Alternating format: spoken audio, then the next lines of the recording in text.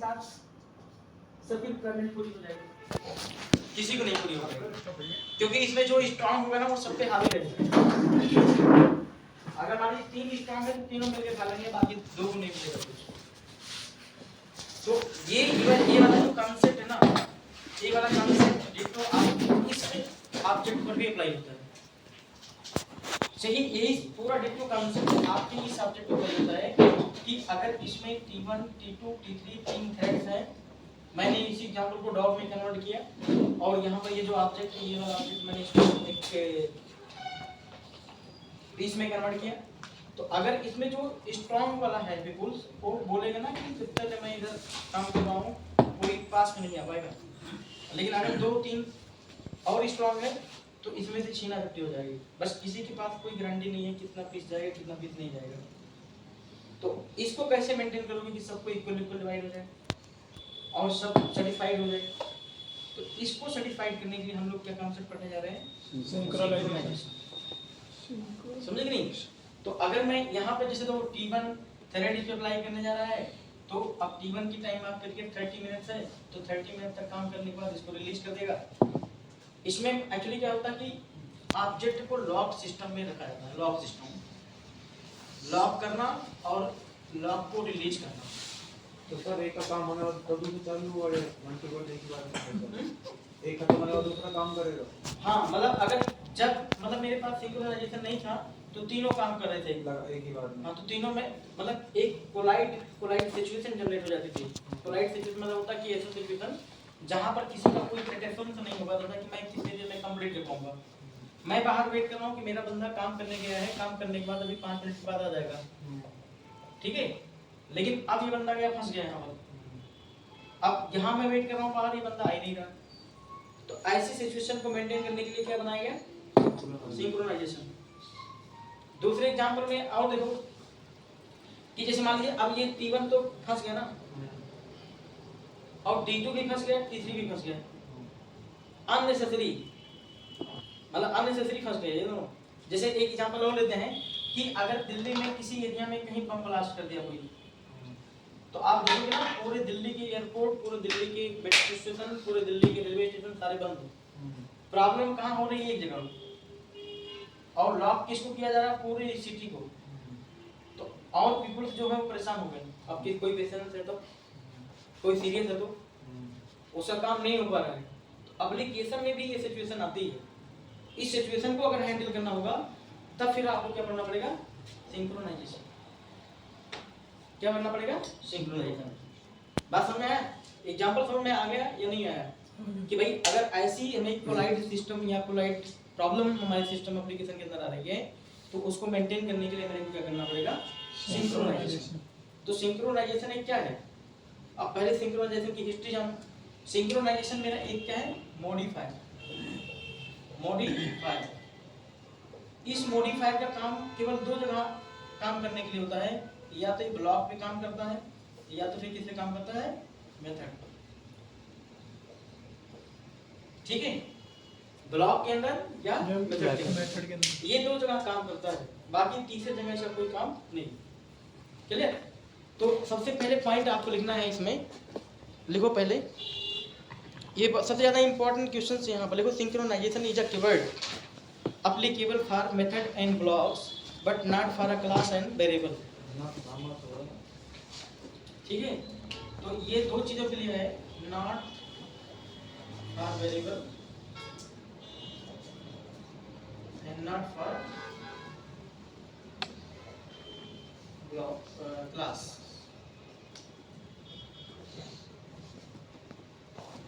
not for class। ठीक है, clear?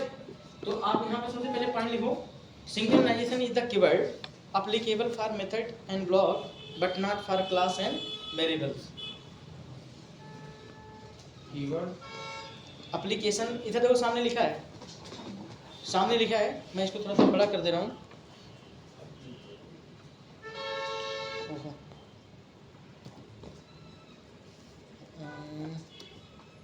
एक चेक करते हैं।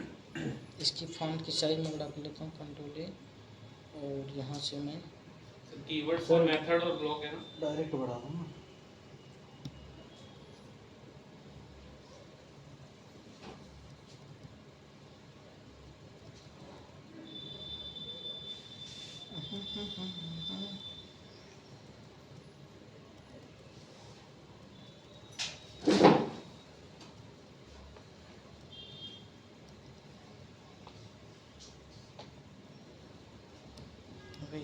बहुत नीचे है अभी, बस आने वाला है। गया ऊपर गया। देखो synchronization keyword applicable method and block but not for class and variables, पहला पॉइंट। ठीक है, पहला पॉइंट बस ऐसे शॉर्टकट में लिखो, जैसे मैं ऐसे लिखा नहीं हूँ, ऐसे लिख दिया सर, लिख दिया। एक मॉडिफायर है, किसकी किस में एप्लीकेबल है, ब्लॉक एंड मेथड। एक चीज तुमको और हम बताते हैं, तुम लोग का पढ़ने का तरीका ना सिनेरियो चेंज होना चाहिए अब, क्योंकि अब आप ABCD आप पढ़ने वाले स्टूडेंट नहीं हो। तुमको अपने हिसाब से एक क्रिएटिविटी करनी चाहिए कि मेरे को किस पॉइंट पर लर्न अपनी चीजें याद रहेंगी। तुमसे भी बिजनेस कर रहे हैं, आप क्या करते ना कि मैं इधर जो लिखता हूँ आप उसको रटने की तैयारी कर रहे हो। रटने की तैयारी नहीं, आप प्रैक्टिकल अपने माइंड में जनरेट करो चीजें। अभी जैसे मेरे को शॉर्टकट में लिखना था, मैंने लिख दिया, मैं ये डेफिनेशन पूरा याद करूंगा, लाइन पूरी याद कर पाऊंगा, नहीं कर पाऊंगा, ना बता पाऊंगा तुमको, ना समझा पाऊंगा, टाइम पूरा वेस्ट हो जाएगा। तो अपने हिसाब से समझो। सिंक्रोनाइज क्या है, मॉडिफायर है, किस पर एप्लीकेबल है, मेथड एंड ब्लॉक, किस पर अप्लाई करना है, इतने लाइन लिखने की जरूरत नहीं है।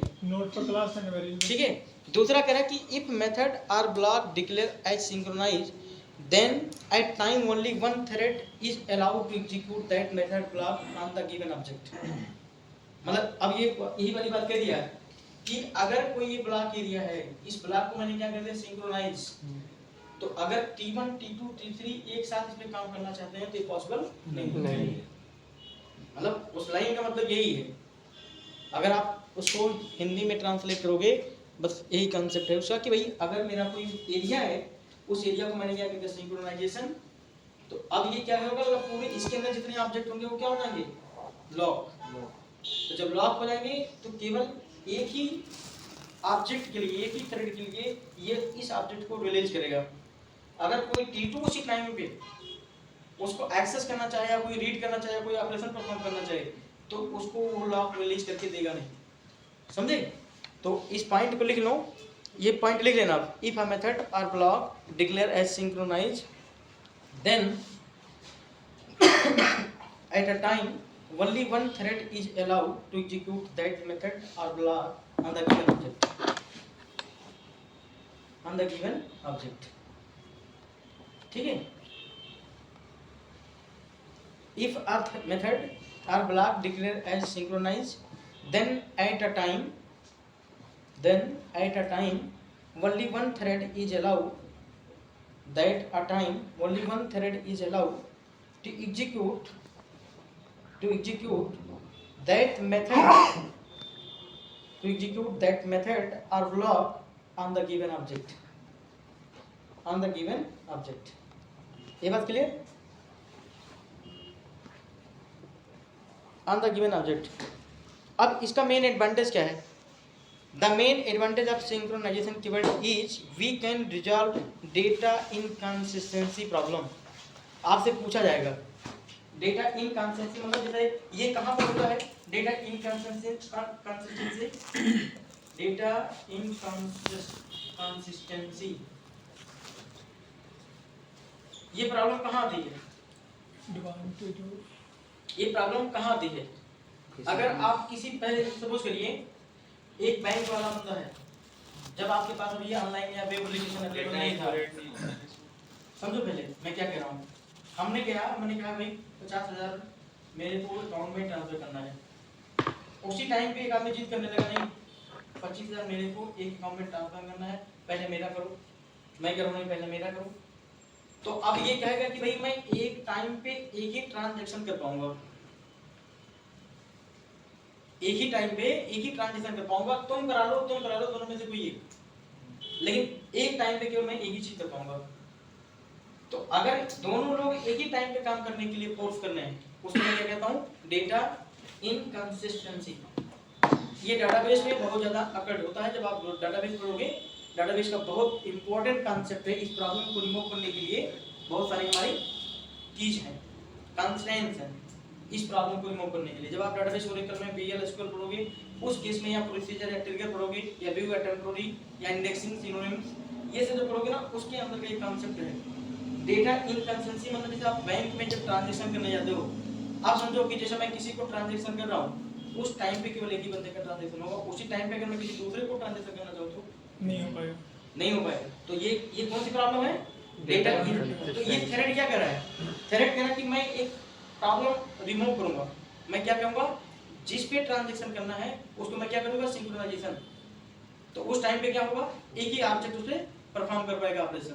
तो ये प्रॉब्लम रिमूव करने का अपने माइंड में चला गया चीज कि भाई हम डेटा इनकंसिस्टेंसी प्रॉब्लम को रिमूव करने के लिए क्या करेंगे, सिंक्रोनाइजेशन। ठीक है, आगे लिखना। But main disadvantage of synchronization keyword is,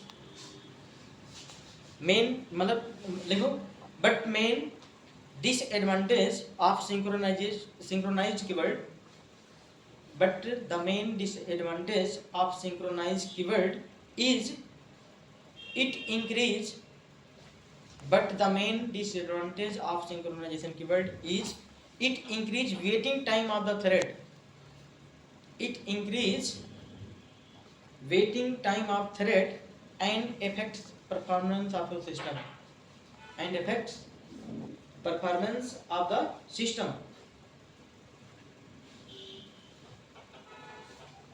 ठीक है, बात समझ आ गई? ये भी समझ आ गया होगा कि भाई इसका एक ड्रॉबैक है। ड्रॉबैक मतलब ये है कि हो सकता है कि यहाँ पर जो आदमी काम करने वाला हो बहुत स्लो हो। अब इसको भी जल्दी थी, मुझको भी जल्दी थी, इसने मेरी रिक्वेस्ट एक्सेप्ट कर ली, ठीक है भाई तुम करा दो। अब ये जो बंदा है बैठा है यहाँ पर काम करने वाला, वो बहुत स्लो काम कर रहा है, बहुत स्लो काम कर रहा है ना। तो उस हेलो, हाँ जी सर, हाँ जी, अच्छा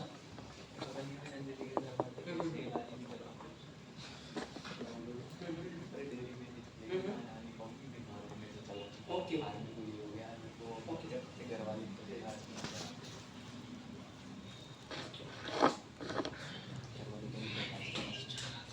खत्म पड़ी। चलो जी, तो ये बात समझ आ गई। बस देखो, अब आपको जैसे सिंक्रोनाइजेशन आपको समझने में बहुत टाइम लगता है। मैं ग्रांटेड बोल रहा हूँ कि मैंने जितने वर्ड्स बोले बहुत अच्छे तरीके से क्लियर हो गया माइंड में। अगर किसी को एक्सप्लेन करना होगा, इंटरव्यूअर में एक्सप्लेन करना होगा, तो आप बहुत तरीके से एक्सप्लेन कर सकते हो इसको, है कि नहीं? तो ये चीज समझ आ गई कि अगर ये बंदा स्लो होगा तो क्या होगा। अब ये बंदा इसके ऊपर डिपेंड है दोनों। हाँ, तो अब आप मतलब हमने क्या कहते हैं, सिंक्रोनाइजेशन शुरू कर दिया। अब ये बंदा सिंक्रोनाइजेशन करने पे ये बंदा बहुत स्लो काम कर रहा है। अब ये वेट कर रहा है, ये घंटा, आधा घंटा, 15 मिनट, 20 मिनट, जितना भी टाइम इसको लगा, ये धीरे धीरे का इसका आउट ऑफ कंट्रोल हो रहा है। तो अब ये बोलेगा इसको ना, मतलब यही प्रॉब्लम में बता रहा है कि भाई ये ड्रॉबैक है कि इसमें कोई आपके जो सिस्टम का परफॉर्मेंस होगा वो बहुत स्लो हो सकता है, क्योंकि वो वेटिंग कंडीशन में चला जाएगा। ठीक है,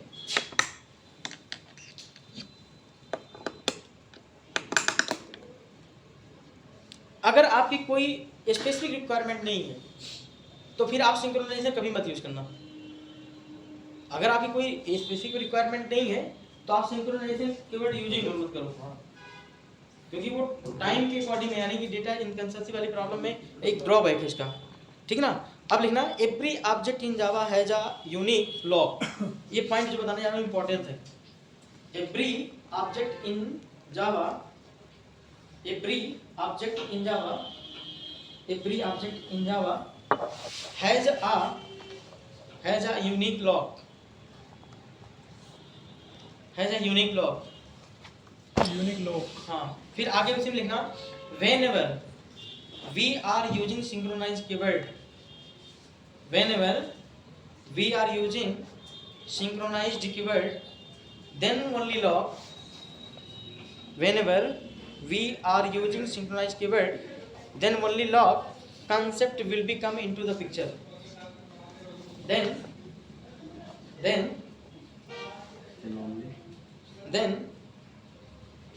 only lock concept will be come into the picture. ठीक है, अब यहाँ पर जो मेन खेल था ना सिंक्रोनाइजेशन का, तो एक्चुअली सिंक्रोनाइजेशन लगा देने से केवल आपके बैकग्राउंड में एक पिक्चर क्रिएट होती है, लॉक अनलॉक। लॉक और अनलॉक करने के लिए मैं क्या यूज कर रहा था, सिंक्रोनाइजेशन। लेकिन उसकी डिफिनेशन क्या बता रही है, बहुत चीजें बता रही है कि भाई किसी को वेट करना पड़ेगा, किसी को नहीं वेट करना पड़ेगा, किसी को एक टाइम आप पीरियड दे दिया, मतलब मल्टीपल चीज कर। लेकिन वो सारा मल्टीपल चीजें किसकी वजह से हो रही है, आपके ऑब्जेक्ट पर लॉक लगा देना और ऑब्जेक्ट पे आप बस लॉक खोल देना। क्लियर, केवल ये सिंक्रोनाइजेशन कीवर्ड लगा देने की वजह से हो गया। ठीक है, सिंक्रोनाइजेशन लगाया, कीवर्ड आपका क्या हो गया, लॉक। सिंक्रोनाइजेशन हटाया, unlock.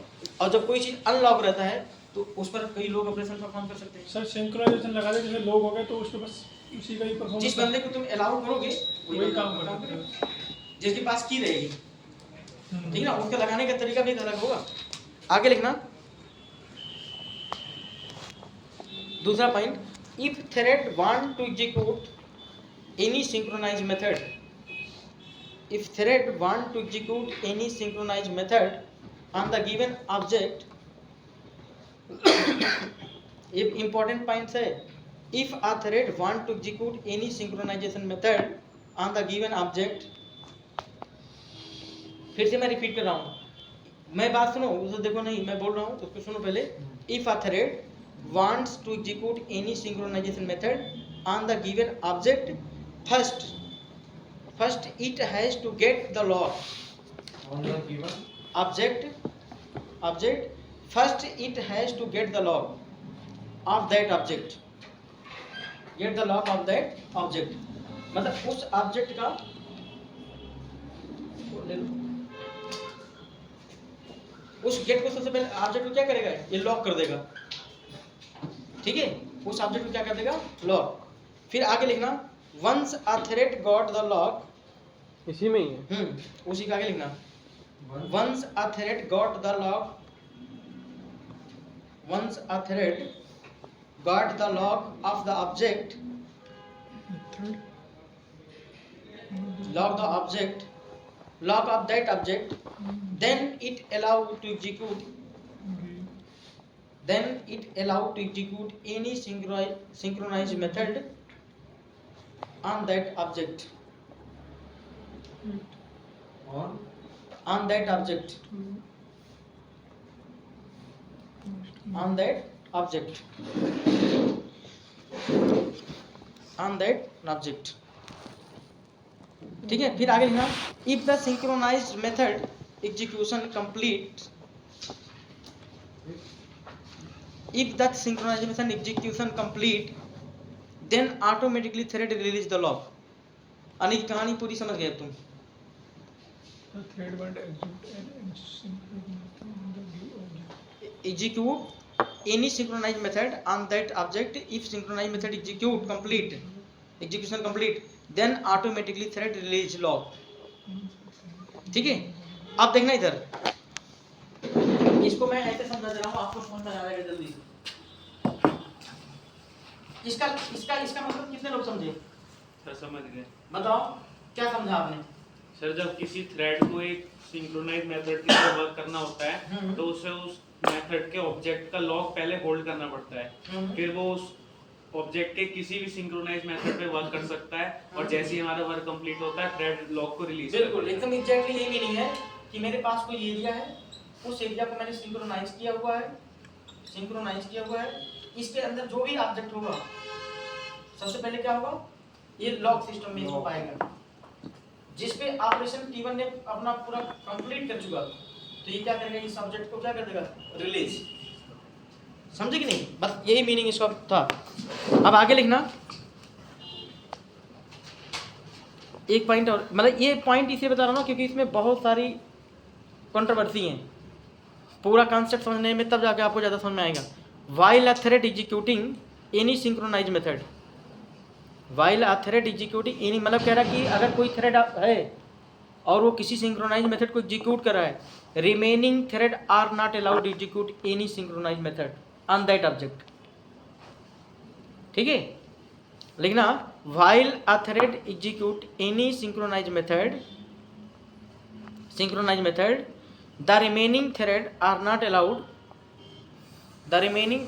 not allowed execute any synchronized method not allowed execute any synchronized method on that object simultaneously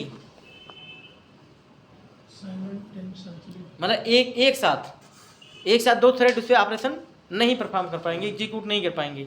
but remaining thread are allowed to execute any non synchronize method simultaneously. बात समझ गए ना. अगर कोई आपका synchronise block या method नहीं है तो उस पर वो एक साथ काम कर सकते हैं, लेकिन अगर कोई चीज़ सिंक्रोनाइजेशन है तो उस पर केवल एक ही थ्रेड एक टाइम पे काम कर सकता है. ठीक है.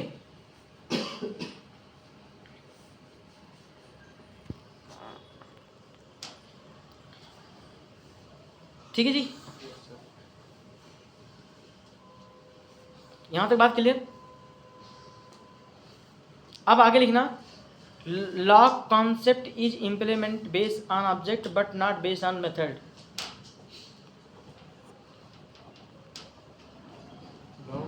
Lock concept is implemented based on object but not based on method. ठीक है. अभी मैंने एक एग्जांपल दिया था. एग्जांपल मतलब क्या दिया था? अभी थोड़ी देर पहले मैंने एग्जांपल दिया था, समझे उसके एग्जांपल का मतलब क्या था? ये जो लाइन मैंने बोला ना अभी, सेम डिक्टो लाइन यही है. हमने क्या बोला था कि अगर दिल्ली के किसी एरिया में बम ब्लास्ट हो गया तो पूरी दिल्ली को बंद कर देना चाहिए जी. नहीं करना चाहिए.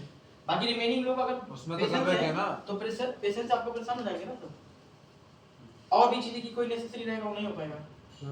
तो ये क्या कह रहा है कि भाई अगर ऑब्जेक्ट लेवल पे आप लॉगिंग करते हो तो is the good programming practice, but अगर मेथड लेवल पे ऑब्जेक्ट लॉगिंग करते हो तो बेकार, मतलब उस चीज को करना नहीं. वही कह रहा है कि lock concept is implemented based on object, particular object पे आप लगाओ, but not based on method, क्योंकि मेथड के अंदर बहुत सारा एरिया आता है. मतलब जहाँ ब्लास्ट हुआ है वहीं पे ही लगाओ, बस उसी एरिया को लॉक करो. समझ गए मेरी बात? तो अब यहाँ पर जैसे मान लीजिए मेरे पास एक क्लास है डिस्प्ले. अभी देखो पब्लिक हमने क्या कहते हैं सिंक्रोनाइज. ठीक है. अभी समझाया रहा हूँ इसे, फिर अभी हम लोग इसको इम्प्लीमेंट करते हैं. मेरे पास एक क्लास है display public synchronize void wish. हमने स्ट्रिंग क्या पास कर दिया यहाँ पर? नेम. फिर मैंने इसके अंदर एक लूप लगा दिया int i equal to 0 i less than 5 i plus plus. हमने सिस्टम डॉट आउट प्रिंटर में लिखा गुड मॉर्निंग. क्लियर.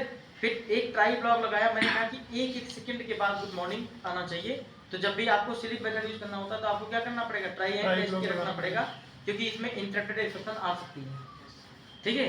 फिर हमने क्या किया कि भाई अगर जो यहाँ देखो हमने क्या किया था, एक वेरिएबल डिक्लेयर किया था इसके अंदर, लोकल वेरिएबल सिंक्रोनाइज मेथड के अंदर भी, इसके अंदर. तो इस नेम के अंदर जो वैल्यू आएगा वो नेम भी प्रिंट, गुड मॉर्निंग उसका नेम, गुड मॉर्निंग उसका नेम प्रिंट होता जाएगा. ठीक है. अब इस पर मैंने एक माई थ्रेड नाम का क्लास बनाया जो एक्सटेंड कर रहा है. ठीक है. अब जब अगर ये माई थ्रेड नाम का क्लास एक्सटेंड कर रहा है तो इसके अंदर मैं क्या काम करूंगा? रन मेथड को इंप्लीमेंट कर सकता हूँ ओवरराइड. तो मैंने क्या कर लिया कि जो जिस क्लास में मैंने अभी वो बनाया था सिंक्रोनाइज मेथड, उसका एक रेफरेंस वेरिएबल पास कर दिया डिस्प्ले डी, और यहाँ पर पास कर दिया स्ट्रिंग नेम. इसके बाद हमने क्या कर दिया कि माई थ्रेड नाम का जब कंस्ट्रक्टर बनाएंगे उसके अंदर यही रेफरेंस और ये स्ट्रिंग नेम वेरिएबल पास कर दिए. उसकी वैल्यू को हमने मतलब कंस्ट्रक्टर के द्वारा इनिशियलाइज कर लिया. ठीक है. अब पब्लिक वाइड हमने रन कर लिया. ये मतलब हमारा कौन सा रन हो रहा है? वही वाला मेथड है. हमने इसके अंदर लूप नहीं लगाया है, हमने केवल d.wish नेम मतलब विश मेथड को यहाँ से बार बार कॉल कर रहे हैं. क्लियर. अभी समझाता हूँ. v डॉट कॉल कर रहे हैं नेम, जितनी बार चलेगा उतनी बार कॉल होगा. ठीक है. फिर हमने एक क्लास सिंक्रोनाइजेशन डेमो बनाया पब्लिक स्टैटिक वाइड मेन. हमने डिस्प्ले d1 डिस्प्ले नाम की क्लास जो हमारा ऑब्जेक्ट बना है दिया. उसका ऑब्जेक्ट बनाया. इसके बाद हमने क्या कर दिया कि माई थ्रेड जो जिससे हमें स्टार्ट करना अपना थ्रेड को, t1 न्यू माई थ्रेड, उसके रेफरेंस में पास किया था d1 and Dhoni. My thread t2 knew my thread d1 युवराज. फिर t1 डॉट स्टार्ट कर दिया t2. अब इसके पहले वाले कॉन्सेप्ट में देखो, इसके पहले जब मैं t1 डॉट स्टार्ट करता था और t2 डॉट स्टार्ट करता था, दो थ्रेड हो गए. लेकिन अगर एक थ्रेड से दो बार स्टार्ट करोगे तो पॉसिबल है? नहीं 2 बार कॉल करनी पड़ेगी ना, नहीं होगा। नहीं होगा ना। नहीं। अभी आप उस दिन हम जब कर रहे थे तो हाँ। T1 डॉट स्टार्ट करेंगे, अब में भी वैलिड हो सकता है। मैं अभी ये नहीं बताऊं क्योंकि जीडी के पॉइंट 1.5 के पहले एक कांसेप्ट नहीं था कि आप एक ऑब्जेक्ट से 2 बार अपने मेथड को स्टार्ट करो। ये आपका जीडी के 1.7 के बाद हो सकता है ये फीचर आया हो, ठीक है। तो ये एग्जांपल्स हैं। अब इस एग्जांपल को मैं इंप्लीमेंट करूं तो यहाँ पर मैं सबसे पहले एक क्लास बनाया डिस्प्ले में। कॉपी पेस्ट मार रहे हो? ऐसे काफी पेस्ट मार के रन करा के दिखाता हूँ। करूँ मैं? बनाओ ना, बनाओ पूरा बनाओ अच्छे से चलिए, इलिक्स पे। ओके। ये तो शॉर्ट वाले काम निपटा रहे हो। एक्लिप्स बताओ कैसा रिक्वायरमेंट है तुम लोग की? सर कॉपी पेस्ट ही कर दो। अरे तेरे को तो आता है भाई, सर किसको आता है? फिर नहीं आता तो समझ ना। अरे कुछ नहीं होगा भाई, क्लास ही तो बनाना है। सिंपल एक क्लास बनाया, एक मेथड बनाया, उसमें कोई कुछ काम है क्या? 2 बार कोर जावा कर रहा, फिर कह रहा है आप मत करो। तू भी कर, तेरे को किसने मना नौबत किया? नहीं आएगी भाई, एक ही बार में कर देंगे। तुम आपस में झगड़ते रहो, जिसको पढ़ना होगा वो पढ़ लेगा।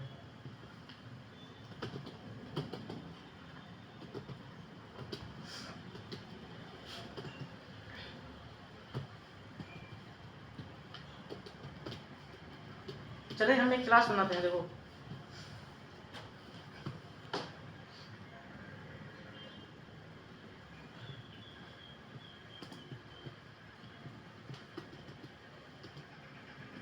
सर इसको पिन पे लगाओ। नहीं जा रहा है, डिजेबल है। चलो एक एग्जांपल लेते हैं हम लोग। यहाँ पर हमने एक नया प्रोजेक्ट बनाया न्यू, और यहाँ पर हमने गया जावा प्रोजेक्ट। कहाँ है ये नीचे ऊपर ऊपर जावा प्रोजेक्ट?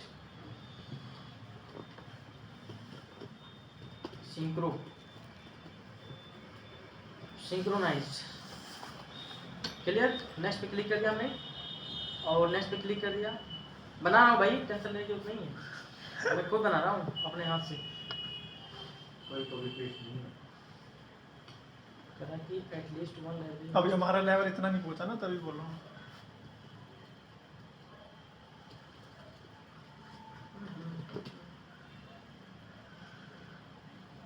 इसमें न्यू रन टाइम एनवायरनमेंट ले रहा है, जीडीके है मेरे ना।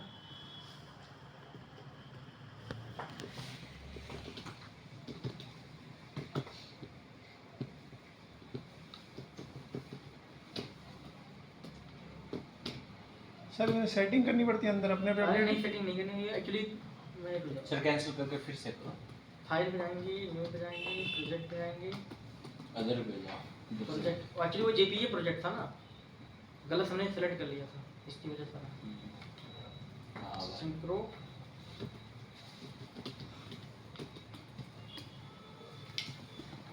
नाइस। नेक्स्ट पे क्लिक किया हमने, फिनिश। डोंट क्लिक मारो, नो। बन गया। इसके अंदर मैंने एक क्लास बनाई, राइट क्लिक किया मैंने, न्यू पे गया मैं, प्रोजेक्ट क्लास यहाँ मैंने test class, test synchronisation.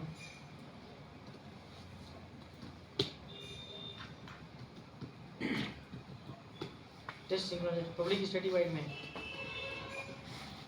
Finish कर दिया मैंने। ठीक है जी। चलो मैं एक क्लास, जैसे भाई इनका रिक्वायरमेंट था कि नहीं सर आप क्लास बनाओ, मैं एक क्लास बना रहा हूँ। नाम बता दो जो नाम लेना है। मैं ले दिनेश। ठीक है। मैं इसके अंदर सबसे पहले काम करूंगा, एक मेथड बनाऊंगा, और मेथड क्या होना चाहिए? सिंक्रोनाइज्ड। तो मैं यहाँ पर एक मेथड लिया पब्लिक, यहाँ पर लिखा वाइड सिंक्रोनाइज्ड। कंट्रोल स्पेस मारो, कीवर्ड आ जाए तो ठीक है। सिंक्रोनाइज्ड सर SYN हाँ, सिंक्रोनाइज्ड।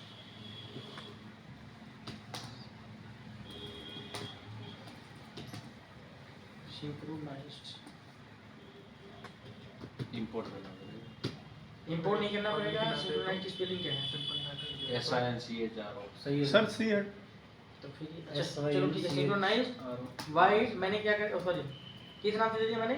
कोई नाम दिया पब्लिक वाइड सिंक्रोनाइज, जैसे मैंने दे दिया, बताओ डेटा डेटा के नाम से दे दिया हमने, इसके अंदर मैंने एक स्ट्रिंग पास कर ली, यस ले लिया मैंने, ठीक है ना।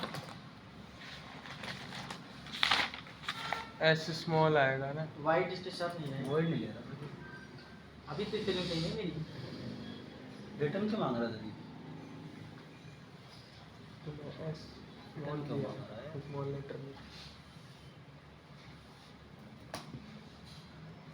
और सर ये एस छोटा सिंक्रोनाइज सर ZATION आएगा। ये छोटा ही रहेगा, ठीक है ना, ये हो गया। अब इसके अंदर मैं क्या करूंगा, एक लूप लगाया फॉर, जैसे मान लीजिए इन आई इक्वल टू, मैंने क्या कर दिया 1, आई लेस देन इक्वल टू मैंने क्या कर दिया 10, आई प्लस प्लस, ठीक है ना। मैंने सबसे पहले क्या करेंगे, हमें क्या प्रिंट करना है, गुड मॉर्निंग का मैसेज देना है, एस आउट तो मैं सिस्टम डॉट आउट, सिस आउट कंट्रोल स्पेस मारा, मैंने लिखा गुड मॉर्निंग, ठीक है जी, गुड मॉर्निंग दे दिया मैंने। इसके बाद मैं इसी के अंदर एक ट्राई ब्लॉक लगाया, और इस ट्राई ब्लॉक में कितने टाइम की डिले में मैं गुड मॉर्निंग करना चाह रहा हूँ, तो मैं हम क्या करूँगा, थ्रेड डॉट सिलेक्ट 2000, ठीक है जी। अब इसको मैं कैश से हैंडल कर लूँगा, कैश, हमने यहाँ पे क्या कर दिया, इंटरप्टेड एक्सेप्शन, इंटरप्टेड एक्सेप्शन,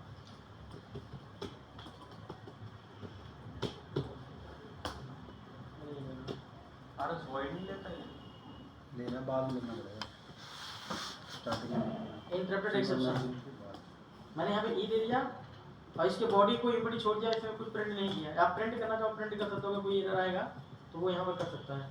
तो मैं यहाँ पर क्या करूँगा, सिस्टम आउट कंट्रोल स्पेस, और यहाँ मैंने लिखा ई डॉट गेट मैसेज, ठीक है, ये हो गया। इसके बाद इससे बाहर जैसे आएगा तो मैं उसका नाम भी प्रिंट करना चाहता हूँ, तो मैं क्या प्रिंट कर दूँगा यहाँ पर, यस, मतलब ऐसे मैसेज दे दिया इक्वल टू, और प्लस मैंने क्या दे दिया, यस।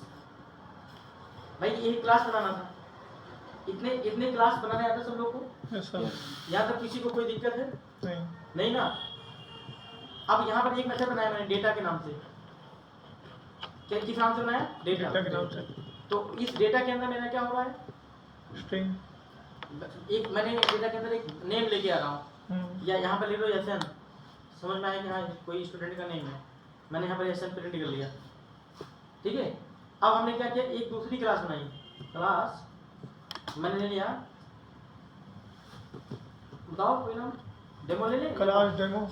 डेमो ले लिया, और ये स्टैंड करेगा किसको, थ्रेड क्लास को, थ्रेड क्लास को मैंने स्टैंड कर लिया इसके अंदर।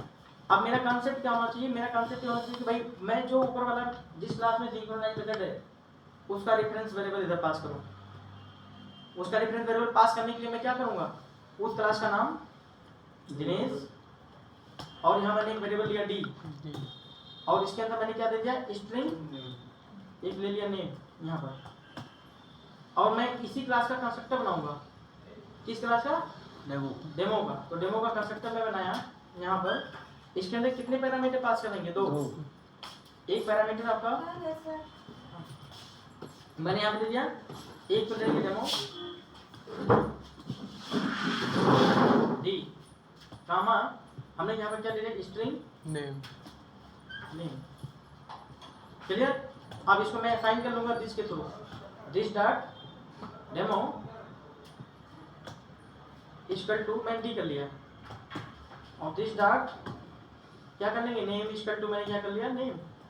सर डेमो का डी कैपिटल है अंदर, हाँ स्मॉल कर, यहाँ मैं कैपिटल ही कर लेता हूँ, कोई दिक्कत नहीं, और यहाँ पर भी कर लेंगे कैपिटल, मतलब क्लास का नाम हमेशा गुड प्रोग्रामिंग प्रैक्टिस ये होती है कि भाई आप कैपिटल लेटर से डिफाइन करो। तो यहाँ पर दिनेश डी होगा, क्योंकि दिनेश टाइप का डी है ना, तो टाइप कास्टिंग नहीं कर पाएगा वो, दिनेश हो गया, क्लियर। अब इसके अंदर मैंने एक मेथड बनाया पब्लिक वाइड रन। अब इस रन मेथड के अंदर से मैं डेटा को कॉल कर दूंगा, क्या पास कर दूंगा इसके अंदर, नो, एक ही वेरिएबल पास करना है, तो मैं यहाँ पे क्या पास कर दूंगा, नेम डेटा मेथड किस नाम से मैंने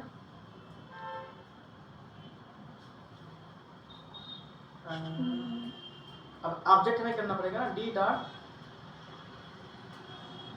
डेटा और इसके अंदर पास कर देंगे नेम, समझे कि नहीं, क्योंकि डी मेथड के अंदर मेरा डेटा मेथड है ना, तो डी डॉट डेटा मैंने कॉल कर लिया नेम के साथ।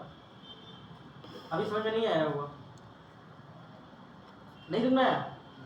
अरे भाई एक पहला वाला क्लास बना, उसके अंदर मैंने ये वाली क्लास बनाई मैंने दिनेश के अंदर मैंने किस नाम से मेथड बनाया?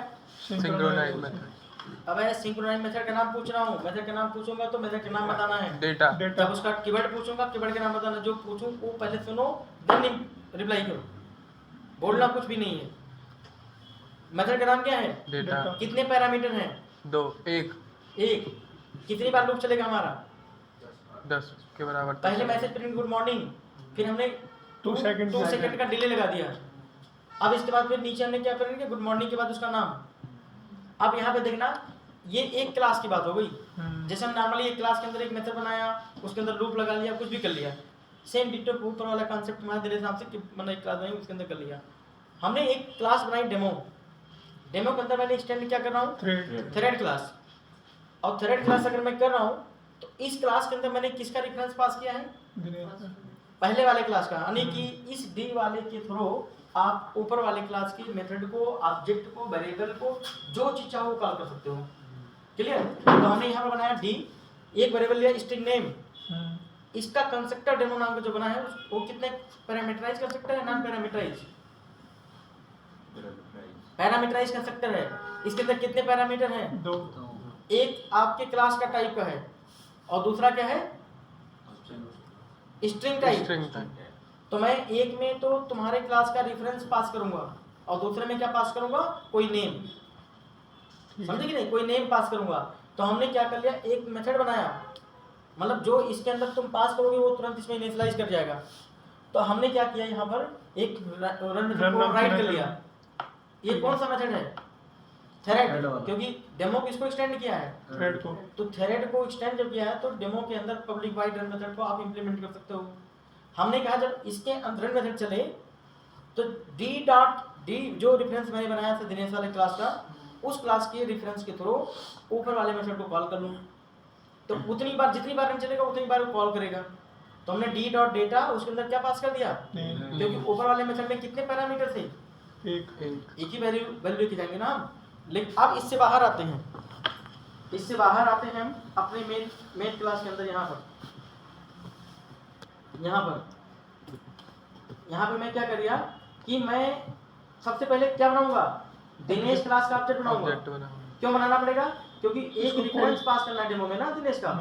तो मैं सबसे पहले दिनेश क्लास का एक रेफरेंस बनाऊंगा, Dinesh d1 equal to new Dinesh. अब इसको तुम क्या कह सकते हो? थ्रेड भी कह सकते हो, मतलब अभी थ्रेड नहीं कह सकते, कह सकते ऑब्जेक्ट बना दिया। तो हमने ऐसे दूसरा बनाया दिनेश, 2 बना लेते हैं, d2 equal to new Dinesh. यही काम मैं काफी पेश मार सकता था, तब तक खत्म करना था मेरे को। अब ये हो गया, मैं यहाँ पर क्या काम कर सकता? डेमो। अब यहाँ मैंने लिया dd1 इक्वल टू न्यू, या फिर मैं ऐसे ले रहा हूँ t1 equal to new demo, sorry D capital में रहेगा। अब इसके अंदर क्या करना पड़ेगा? 2 पैरामीटर पास करना पड़ेगा। तो मैंने जैसे दे दिया यहाँ पर एक d1 और एक यहाँ दे दिया 1 टिक। यहाँ तक बात सही है? ठीक है ना? एक मैंने डेमो दूसरा बनाया, demo t2 equal to new demo. इसके अंदर मैं क्या पास कर दिया? d2 और नाम दे दिया मैंने कुछ दूसरा, अभी चेंज कर लेंगे हम। यहाँ पे दे दिया मैंने जावा, ऐसे,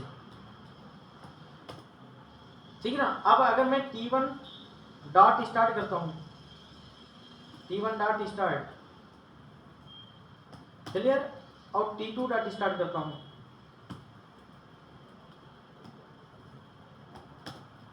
तो अब ये क्या करेगा, एक T1 ऑब्जेक्ट जब उस सिंक्रोनाइज मेथड पे काम कर रहा होगा तो T2 काम नहीं कर पाएगा, क्योंकि आपका मेथड क्या है, सिंक्रोनाइज। एक बार में ही काम हो जाएगा। हाँ, एक बार में जब वो कंप्लीट होगा देन दूसरा वाला दूसरा काम काम करने के लिए करेगा। रेडी होगा।